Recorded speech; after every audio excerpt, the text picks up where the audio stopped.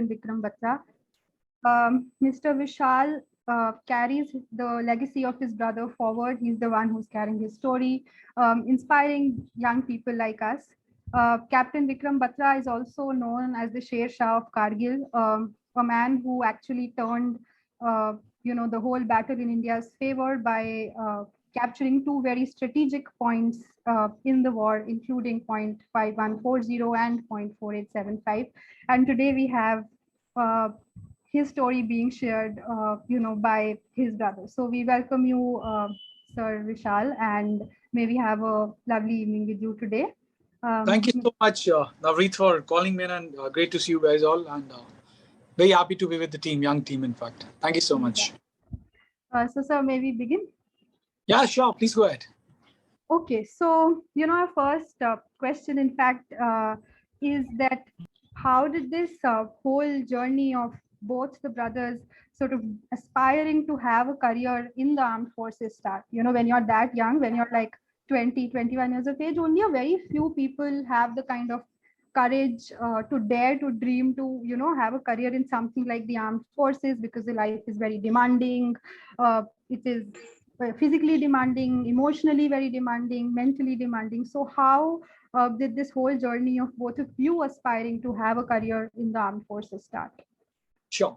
So let me tell you, we both are very keen sports person, and we both represented our schools in All India Nationals in table tennis, karate, and judo. And we also used to be, big time into the roller skating. So we were very, very keen sports person right from the early childhood. And how the passion began for the army was, I don't know how many of you were really born, because I am 47 now. So during 1987, 88, Navreet, there used to be a very famous TV serial called Paramveer Chakra, right? And it used to get telecasted every Sunday morning at 9 o'clock. And since, I think independence, if I have to talk of 1947, until, this serial used to come, there were only 16 Paramveer Chaks, which were awarded by the Government of India, and it being the highest gallantry award. So that was our famous serial. And of course, we used to watch the serial with a lot of passion. And we really used to juggle around that. How could somebody like a normal individual human being or a soldier have that kind of a courage to fight and take on the enemy head on, right? So that was one, trigger which, gave us a lot of insight into the kind of the army life, and also about the bravery of the people. And we also thought, let's do something different, which is really remarkable in your one's career. So that was the first point where the passion began for the army. And the second was, of course, we were in middle school, we were in class 8, and we joined the Kendra Vidyalaya Palampur. And Palampur is a very small town. It's a very beautiful hill town, which is known for primarily for tea plantation and the Dholada ranges. And this Kendra Vidyalaya used to be inside the army cantonment. And Palampur was a brigade during those days. It was 87 Mount Brigade. Now, of course, Palampur has been upgraded as a division. So when we got into that school in class 8th, right, since our school was in the middle and center of the army cantonment, we were surrounded by only the men in the uniform, right? Right from, even our classmates, primarily, most of them were typically the kids of the army officer. Somebody was a son or a daughter of a colonel or a brigadier or a lieutenant colonel or a major. So all the time, right from 9 o'clock in the morning until 3 o'clock in the afternoon, when the school used to get closed, we used to see only men in the uniform, or we were surrounded by the friends who typically were from the army background. And then, of course, it also got into that. And when you typically used to love the lifestyle of these people, that, there were so many facilities which were available within the army, which were typically not available in the outside world. And I can typically quote an example of right from a horse riding to a lawn tennis or a squash, right? Everything was, absolutely phenomenal inside the cantonment. And I think that got really hooked into our minds, that I think it's a beautiful career because it gives you a lot of options, not only just to become an army officer, but also to give you a better quality life. And also, in case you really want to excel something in the sports, primarily the army gives you that kind of benefits and facilities while you're being into the service. So that really made us believe that this career is going to be a great career. And we used to see the quality of the life people daily, day in, day out. And third, what happened that when we both passed out, of the school, in 1992, after, finishing of our 12th class, we both came to DAV College, Chandigarh, in Chandigarh.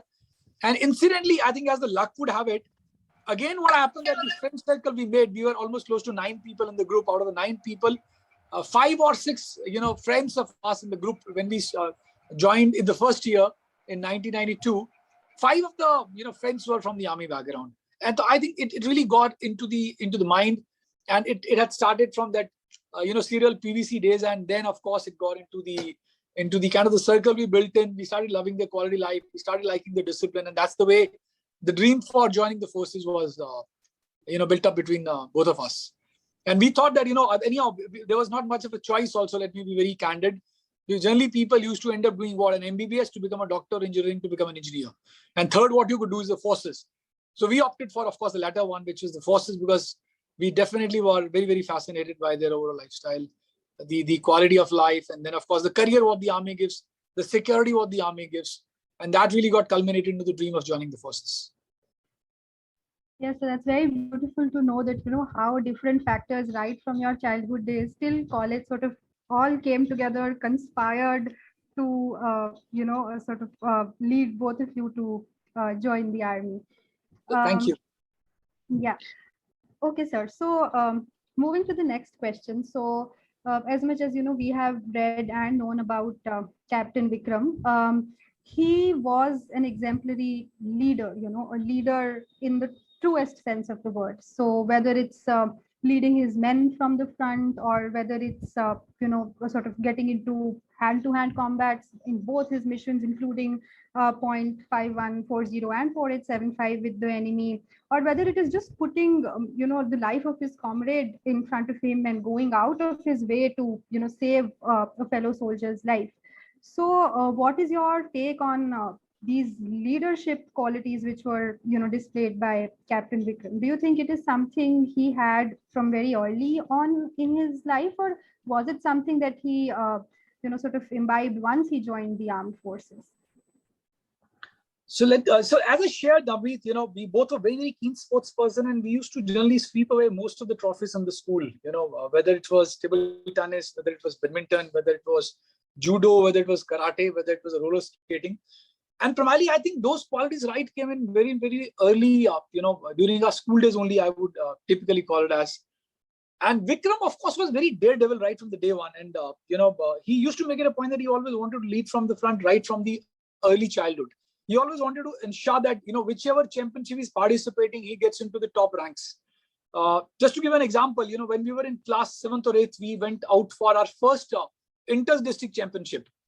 And Vikram went on to become the district champion in table tennis, and we were representing district Kangra. And Vikram was aged, I think 12 or 13, right? 13 or 14, I think, if I remember it. It was 86, I think. So 12-year-old, 86, 87, 13-year-old, in fact.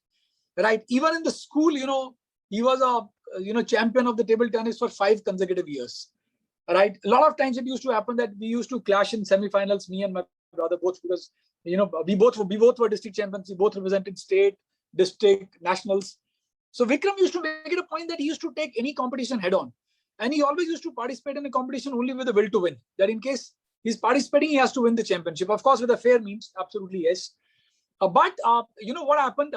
He had a lot of, planning also, which went underway. And I'll quote an example. Now, for example, if you look at when you join the forces, swimming is a compulsory sport.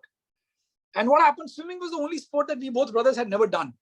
And when Vikram made into the Indian Military Academy, when he was selected in 1996, post his first SSB, that was the only sport he didn't know. And as I mentioned, we were studying in DAV College, Chandigarh, and Vikram realized that's his weak point. So he thought that there's a 3 months lag time, of course, when he had to join the academy at Dehradun, because the course generally starts, his term was starting in the month of June 1996. March 1996 was the time when Vikram cleared his SSB. He made it a point, he joined a swimming club for 3 months so that he could really learn swimming. So he also had that kind of a, initiating ability that in case he doesn't know something, he has to learn it before he becomes a master in that. So hence, I think those were really, some of the traits which Vikram had. Another incident what I can share with you, when Vikram was posted in Baramulla, in fact, his posting was in a place called Sopore, which is a part of the district Baramulla. And Sopore used to be a very hardcore military, militant stricken area during those days. I'm talking of, early 2000, I would say, in fact, 96, 97, when terrorism was at peak. So what Vikram used to do is, now, since, of course, you pass out the academy and you have to do a lot of weapon training. So Vikram also developed an art that he was very fond of driving. So he developed an art that in case he goes into an ambush, and for example, he's driving.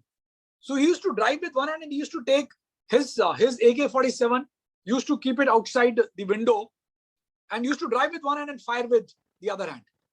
So he perfected that art also, so that in fact, in case any unwanted or unwarranted situation comes during any insurgency or any operation he undertakes, he makes it a point that he wins the same. And that's what Vikram was made of. So no wonder when he went, for the capture of 5140 and 4875, I think he already had these qualities in him. Another thing what I can share about with you is that when he went for his commando, so what happens is the commando is a very tough course. And it is regarded as one of the toughest courses in the world, in fact, in any army across the globe. So even during his commando training days, he was awarded as an alpha grade, which typically means an instructor course. So he had that zeal to win, he had that zeal to learn, he had that zeal to take initiatives, he had a zeal to look really, really different from rest of the world. And I think those were the qualities which really made him, behave like a tiger, behave like a Sher Shah. And no wonder, the code name Sher Shah was given to him. And what I got to know from his old fellow soldiers, who were either the sepoys or the lance naik or a junior commissioned officer, that when Vikram was leading an assault or any attack, people used to vouch by his name that if Vikram is leading, we'll follow him. And this I can very well, validate through one of the insurgency operations he took when he was in Sopore, that he went out for a mission. And this was the last incident what Vikram had shared with me. And of course, it was a thick forest. And he was leading a section of 6 men, and a bullet came which pierced through his ear. And fortunately, he was not hurt, but the fellow soldiers behind him, he got killed. And Vikram got very, very upset that, and he mentioned that this bullet was meant for me. It was not meant for my soldier, and my soldier has taken away my death. And he made it a point by the wee hours of the next day morning, he had killed both the terrorists. So he had that kind of a aura around, even among his soldiers, among his unit, that he's a man who has a grit, who has a lot of courage, who has a lot of stamina. And he's a man who will definitely lead from the front without putting the life of his fellow soldiers into the danger. And I think that made him really come up, to those 2 successful missions at 5140 and 4875.